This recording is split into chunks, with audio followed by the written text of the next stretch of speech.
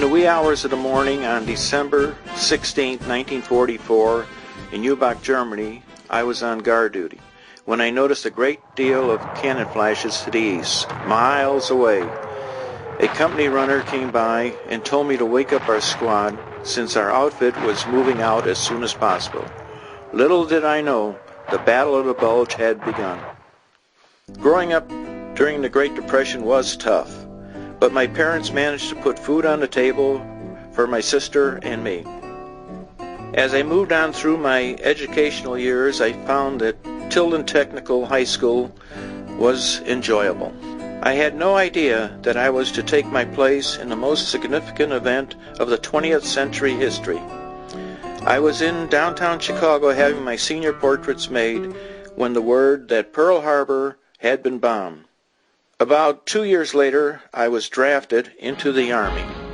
I took my basic training at Camp Walters, Texas. From there, I was sent to Europe. On arrival in France in September of 1944, I joined the 7th Armored Division. As we entered the St. Vith sector, our squad was ordered to defend an overpass.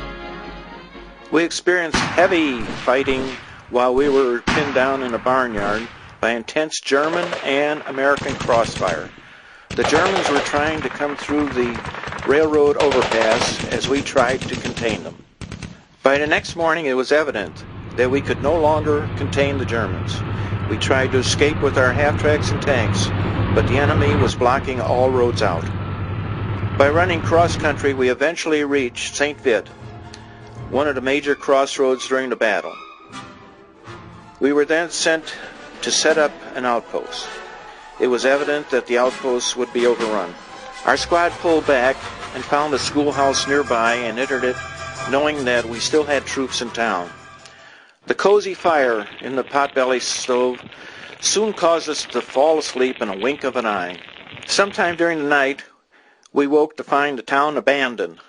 A squad member opened the door so that we could leave, only to find enemy patrolling the street. We immediately escaped by exiting the rear door. We found a road that was not blocked and walked until challenged by our troops at a crossroad. Several of us were picked up by an empty ambulance in the vehicle column. We were the last people to leave St. Vith. We were reunited with our company in Awali, Belgium, where we replaced the lost equipment. We then went back to recapture St. Vith late in January of 1945. Our final missions were to reach the Rhine River, cross it, defeat the enemy that were surrounded in the Ruhr pocket, and continue driving up to the Baltic Sea when VE Day occurred. The medals that I received were the Purple Heart, since I was wounded during the Ruhr pocket action, Bronze Star, ETO medal with 4 battle stars, Victory, Good Conduct, and a Combat Infantry badge. I returned to the USA in August of 1945, was given a 30-day leave, and then sent to join the 44th Division in Arkansas.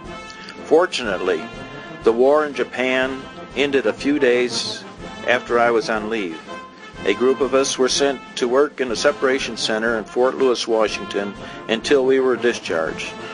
I was discharged on the 10th of December of 1945. I attended the University of Illinois and married a beautiful gal from Missouri who was attending Northwestern University. We have 3 children, 7 grandchildren, and 1 great-grandchild. We moved to California in 1964 and have lived in Santa Clara since 1965. I worked as a process control engineer for Lockheed until retiring in 1993. I returned to Europe with my family.